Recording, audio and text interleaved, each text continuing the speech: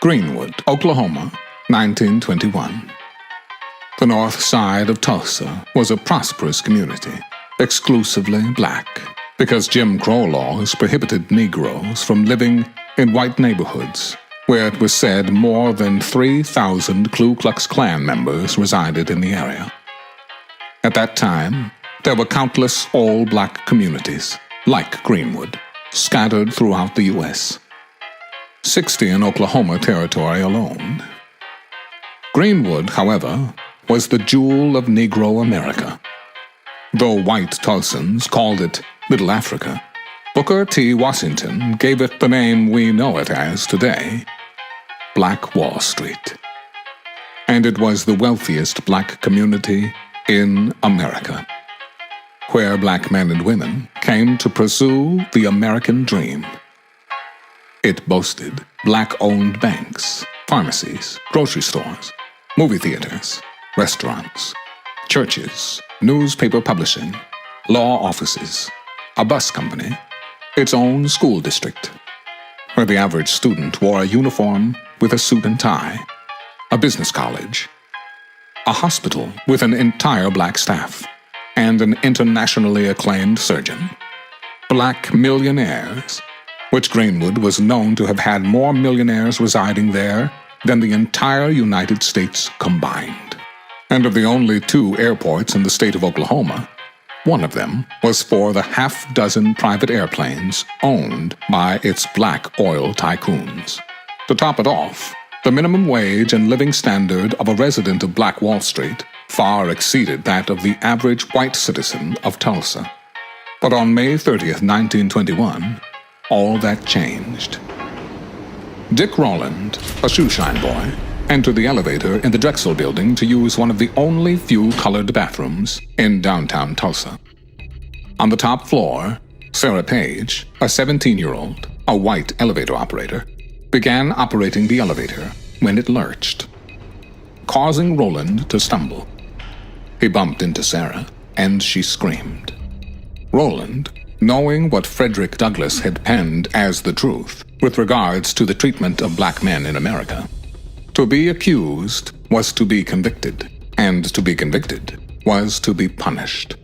In this case, punishment, when it came to the accusations of a white woman, meant death, and knowing her scream was a likely death sentence. Young Rowland ran away. He was later seized and apprehended with the intent of being lynched. Word of a black man raping a defenseless white girl spread throughout the Tulsa area. Dozens and then hundreds, until a mob of over 2,000 white men gathered at the county courthouse demanding justice. But justice for what? Sarah Page wasn't assaulted. Her clothes weren't ruffled. And though her story wavered during questioning, she ultimately affirmed she was not harmed.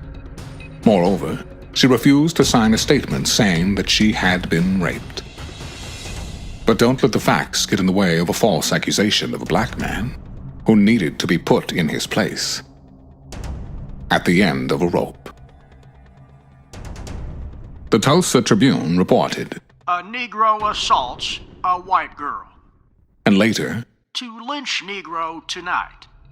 with no basis in fact for the allegations of rape, the mob persisted in their demand for justice of a white girl who emphatically stated that no injustice had been done.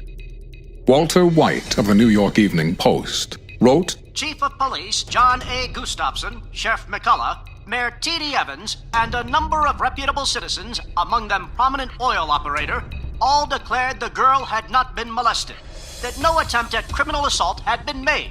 Victor F. Barnett, managing editor of the Tribune, stated that his paper had since learned that the original story that the girl's face was scratched and her clothes torn was untrue. And there you have it. Fake news.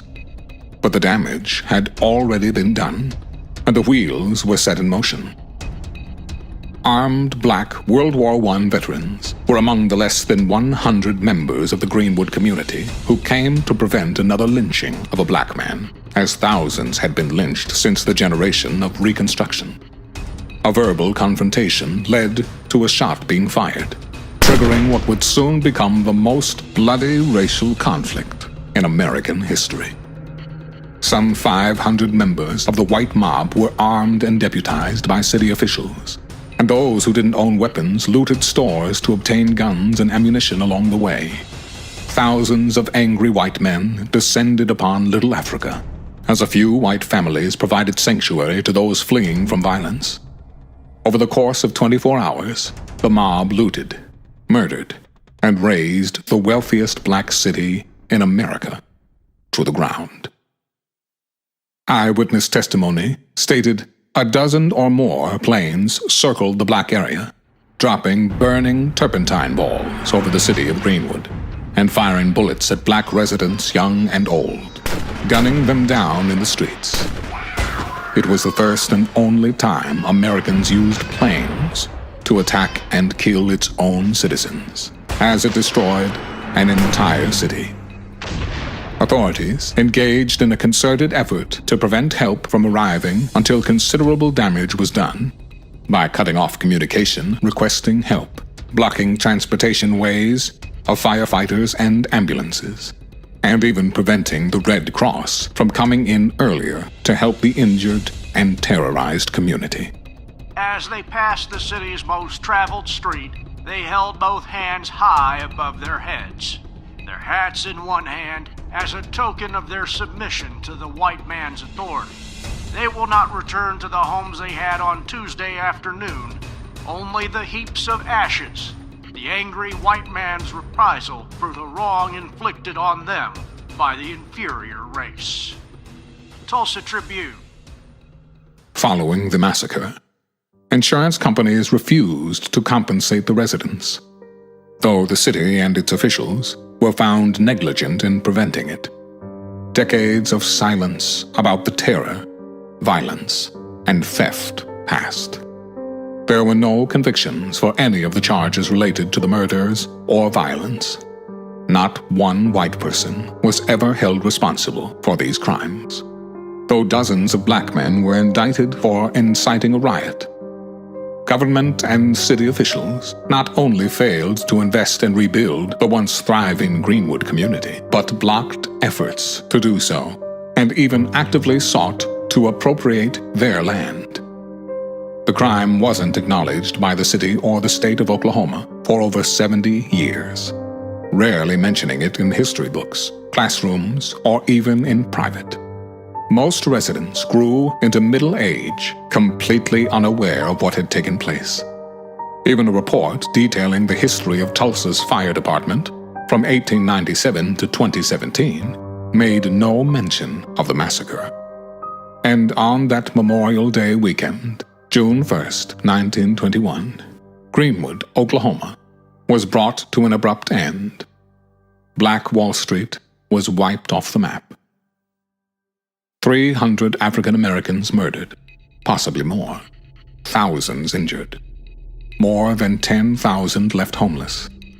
40 city blocks burned to the ground, and the few homes left were completely looted.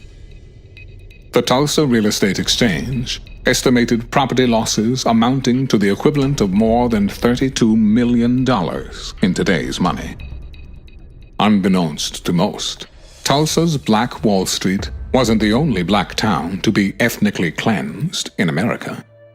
It wasn't the only city forgotten, nor was it the only black town where no one was ever arrested, prosecuted, or where victims were never compensated. Time has passed, memories have faded, and survivors have died, taking the knowledge of not only how the cities were destroyed, but arguably even more tragic, the knowledge of how these countless all-black towns were built. Can a biblical blueprint be extrapolated from what we found?